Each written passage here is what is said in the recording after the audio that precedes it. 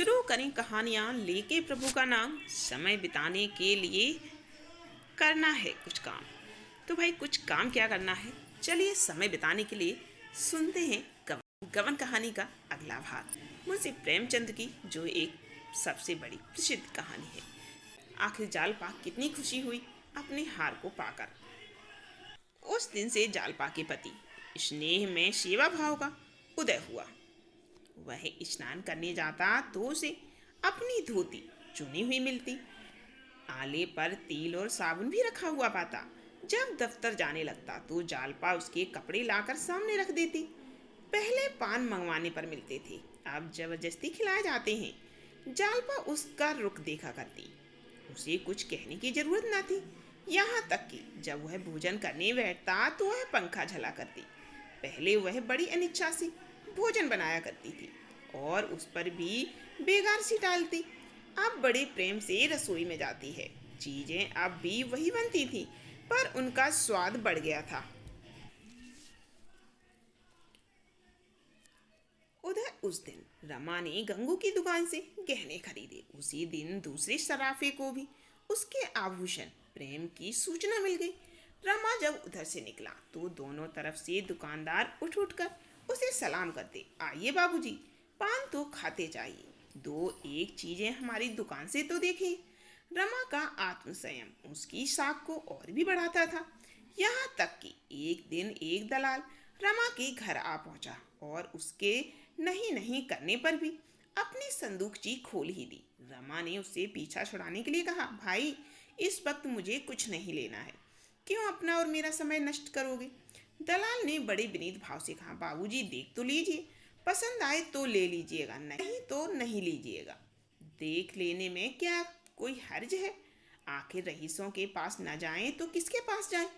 औरों ने आपसे गहरी रकमें मारी, हमारे भाग्य में भी बदा होगा तो आपसे 4 पैसा पा जाएंगे।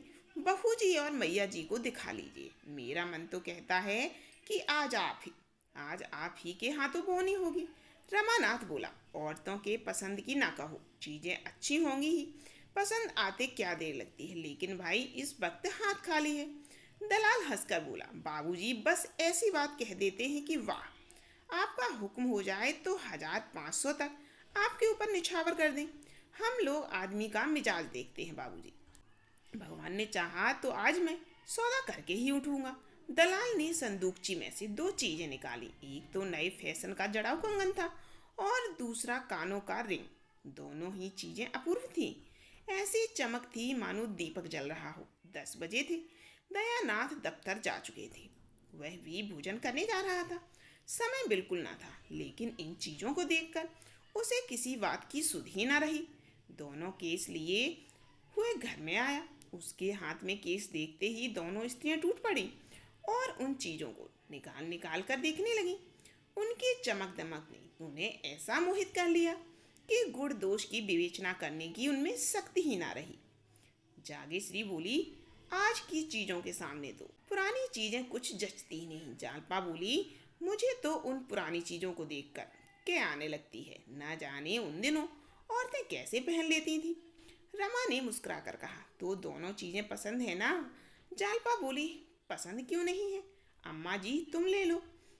जागेश्वरी ने अपनी मनोव्यथा छिपाने के लिए सिर झुका लिया। जिसका सारा जीवन गृहस्थी की चिंताओं में कट गया, वह आज क्या स्वप्न में भी इन गहनों के पहनने की आशा न कर सकती थी। आह, उस दुखिया के जीवन की कोई साध ही पूरी न हुई।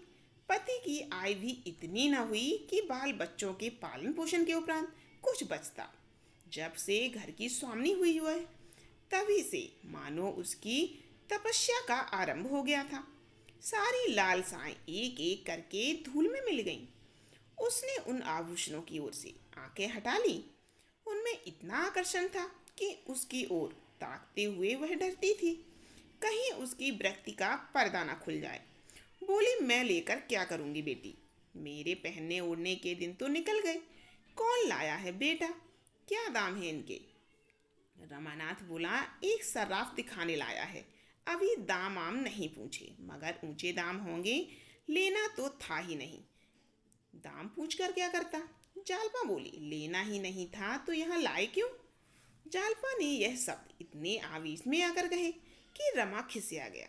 उसमें इतनी उत्तेजना, इतना तिरस्कार भरा हुआ था कि गहनों को लौटा लिए जाने की उसकी हिम्मत ही न पड़ा।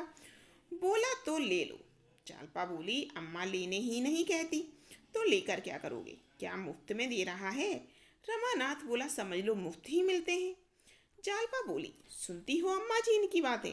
आप जाकर लौटा आइए, जब हाथ में रुपए होंगे तो बहुत गहने मिलेंगे। जागेश्वरी ने मोहमक्त जागेश्वरी ने मोहसक्त स्वर में कहा, रुपए अभी तो नहीं मांगता। जालपा बोली, उधार भी देगा तो सूद तो लेगा ही। रमानाथ बोला, तो लौटा दूं? एक बात चटपट तय कर डालो, लेना है या नहीं लेना है? लेना है तो लो, नहीं तो लौटा दो। मोह और दुविधा में ना पड़ो। जालपा को यह स्पष्ट बातचीत इस समय इतनी कठोर लगी। रमा के मुंह से उसे ऐसी आशा न थी।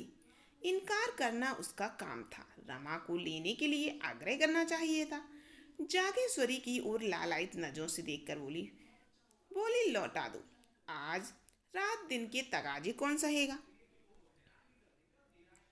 वह केशों को बंद करने ही वाली थी कि जागेश्वरी ने कंगन उठाकर पहन लिया, मानो एक क्षण भर पहनने से ही उसकी साध पूरी हो जाएगी।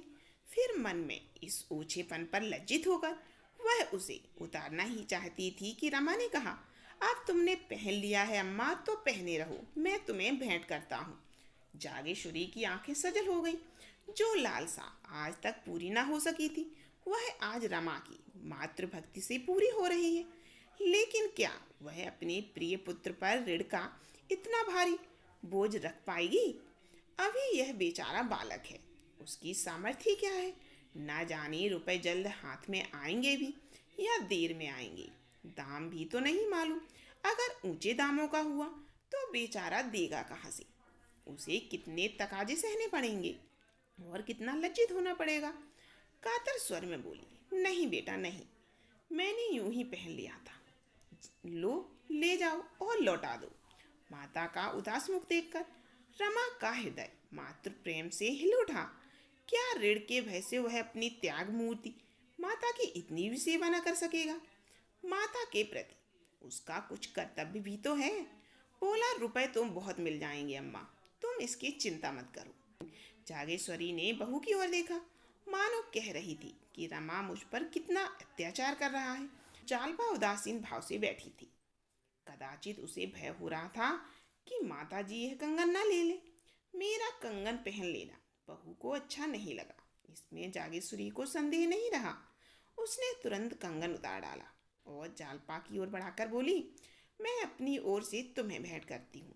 मुझे जो कुछ पहनना ओढ़ना था और पहन चुकी, अब जरा तुम पहनो देखो। जालपा को इसमें जरा भी संदेह ना था कि माताजी के पास रुपए की कमी नहीं। वह समझी शायद वह पसीज गई और कंगन के रुपए दे देंगी। एक क्षण पहले उनने समझा था एक क्षण पहले उसने समझा था कि रुपए रमा को देने पड़ेंगे, इसीलिए इच्छा रहने पर भी उसे लौटा देना चाहती थी। जब माताजी उसका दाम चुका रही हैं तो क्यों इनकार करती? मगर ऊपरी मन से बोली, रुपए ना हो तो रहने दीजिए अम्मा जी, अभी कौन जल्दी है। रमा ने कुछ चिढ़कर कहा, तो तुम यह कंगन ले रही हो? जालपा बोली, अम्मा जी नहीं मानती तो मैं क्या करूं? रमानाथ बोला, और ये रिंग, इन्हें भी क्यों नहीं रख लेती? जालपा बोली, जाकर दाम तो पूछाओ। रमा ने अधीर होकर कहा, तुम इन चीज़ों को ले जाओ, तुम्हें दाम से क्या मतलब? रमा ने बाहर आकर दलाल से दाम पूछा तो सन्नाटे में आ गया। कंगन 700 रुपए की थी और रिंग 150 का था। अनुमान था कि कंगन अधिक से अधिक 300 के होंगे और रिंग 40-50 की। पछताए कि पहले ही दाम क्यों ना पूछ लिया, नहीं तो इन चीज़ों को घर में लाने की नौबत ही क्यों आती। उधारते हुए शर्म आती थी, मगर कुछ भी हो उधारना तो पड़ेगा ही। इतना बड़ा बोझ वह सिर पर नहीं ले सकता। दलाल से बोला, बड़े दाम हैं भाई। मैंने तो 300-400 के भीतर का आंका था। दलाल का नाम चरणदास था। दाम में एक कौड़ी फर्क पड़ जाए सरकार तो मुंह ना दिखाऊं।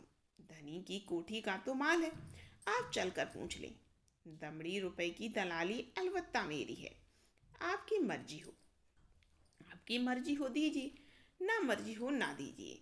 रमा बोला तो भाई इन दामों की चीजें तो इस वक्त हमें नहीं लेनी है। चरणदास बोला, ऐसी बात ना कहिए बाबूजी, आपके लिए इतने रुपए कौन सी बड़ी बात है। 2 महीने भी माल चल जाए तो उसके दूने हाथ में आ जाएंगे। आपसे बढ़कर कौन शौकीन होगा।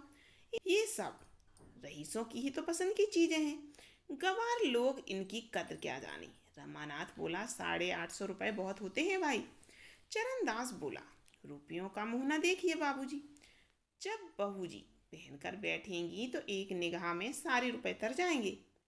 रमा को विश्वास था कि जालपा गहनों का यह मूल्य सुनकर आप ही बिचक जाएगी। दलाल से और ज्यादा बातचीत ना की, अंदर जाकर बड़ी जोर से हंसा और बोला, आपने इस कंगन का क्या दाम समझा था माँ जी। जागेश्वरी कोई जवाब देकर बेवकूफ न बनना चाहती थी। इन जड़ाऊ चीजों में नाप तौल का तो हिसाब रहता नहीं, जितने में तय हो जाए वही ठीक है। रमानाथ बोला, अच्छा तुम बताओ जालपा, इस कंगन का कितना दाम मांगती हो। जालपा बोली, 600 से कम का नहीं। रमा का सारा खेल बिगड़ गया। दाम का भय दिखाकर रमा ने जालपा को डरा देना चाहा था, मगर 6 और 7 में थोड़ा बहुत ही अंतर है और संभव है चरणदास इतने पर ही राजी हो जाए। कुछ झेप कर बोला, कच्चे नगीने नहीं है जालपा। जालपा बोली, कुछ भी हो 600 से ज्यादा का नहीं है। रमानाथ बोला, और रिंग का। जालपा बोली, अधिक से अधिक 100 रुपए। रमानाथ बोला, यह भी चूंकि 150 मांगता है। जालपा बोली, जट्टू है कोई, हमें इन दामों से लेना ही नहीं। रमा की चाल उल्टी पड़ी। जालपा को इन चीजों के मूल्य के विषय में बहुत धोखा न हुआ था। आखिर रमा की आर्थिक दशा तो उससे छुपी न थी, फिर वह 700 रुपए की चीजों के लिए मुंह खोले क्यों बैठी थी। रमा को क्या मालूम था कि जालपा कुछ और ही समझकर कंगन पर लहराई थी। अब तो गला छूटने का एक ही उपाय था, और यह कि दलाल 600 पर राजी ना हो, बोला वह 8.5 से कौड़ी कम ना लेगा। जालपा बोली, तो लौटा दो।